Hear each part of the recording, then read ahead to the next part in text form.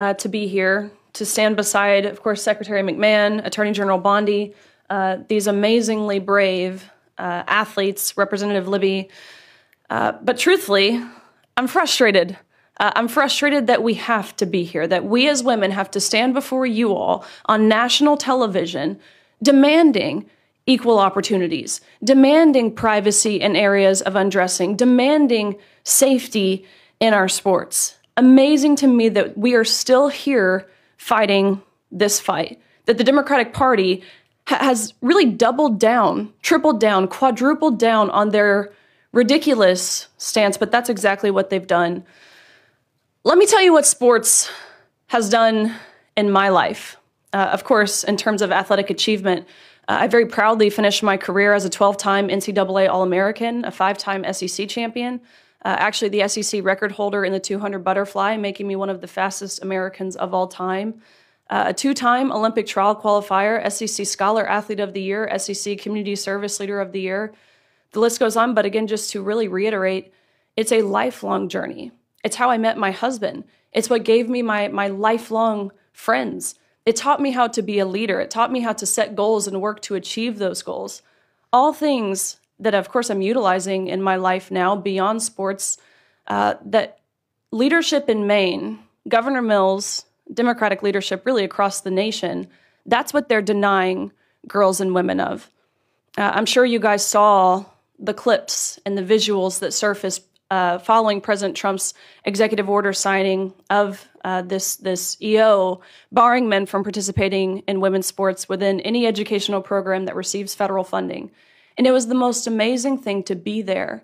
And you have all of these young girls. I'm talking 5, 6, 7, 8 years old. They've got their jerseys on, their sports uniforms, their big bows in their hair that they wear on the soccer field. That visual means more to me than I could possibly put into words, and that is what is at stake here. That is who Governor Mills is fighting, not Donald Trump. It's those little girls, and I believe that's sick. It's regressive is what it is. They do this under the guise of progress, indicating we are moving in the positive forward direction. No, what Governor Mills is doing, and again, Democratic governors across the nation, is deeply regressive and utterly misogynistic.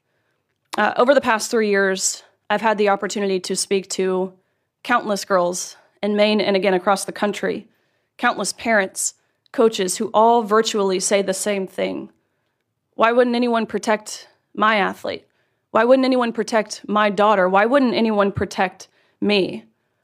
I've talked to girls who have lost roster spots, of course, podium finishes. I've talked to girls who have been exploited and simultaneously exposed to naked men in intimate areas of undressing. I've talked to girls who have been severely injured in their sports due to a male player on the opposing team.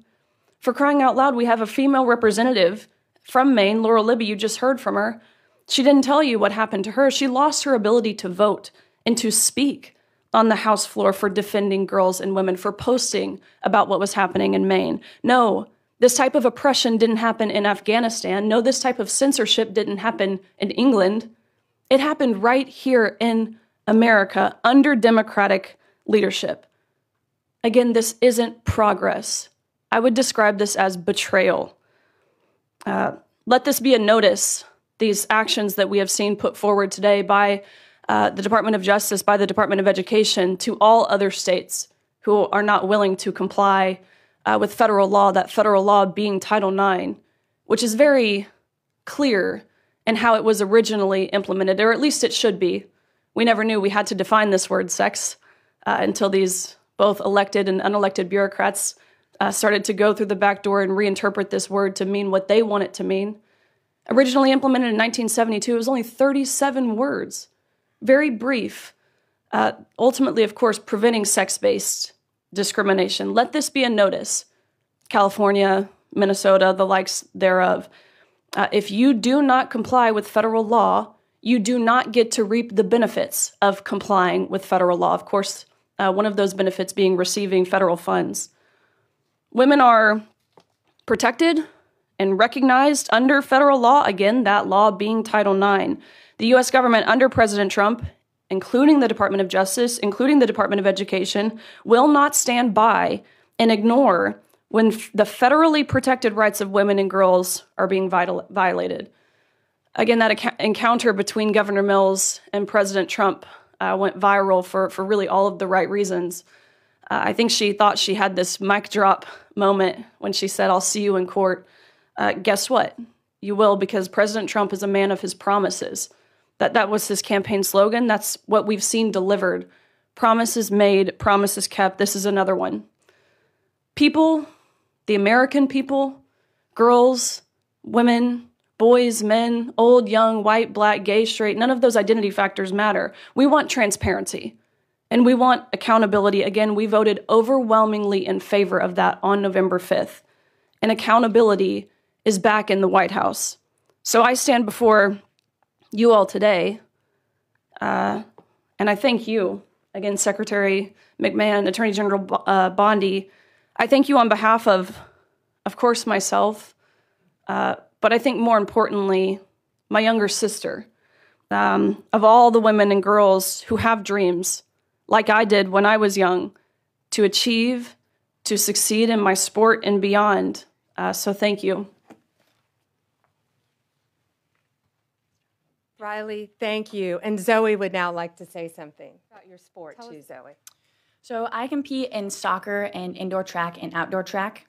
And like was mentioned previously today, I had to watch at the Maine Class B State Indoor Track Championship as my close friend and my teammate and other female competitors lost the state championship to a biological male.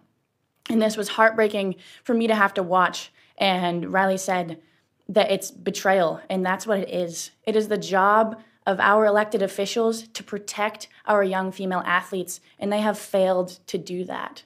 We walk into sports expecting to have a level playing field, and to walk into the state championship to see a biological male there and to lose to a biological male, that's betrayal. And so I am extremely grateful to AG Bondi for standing up for us when our elected officials aren't doing that.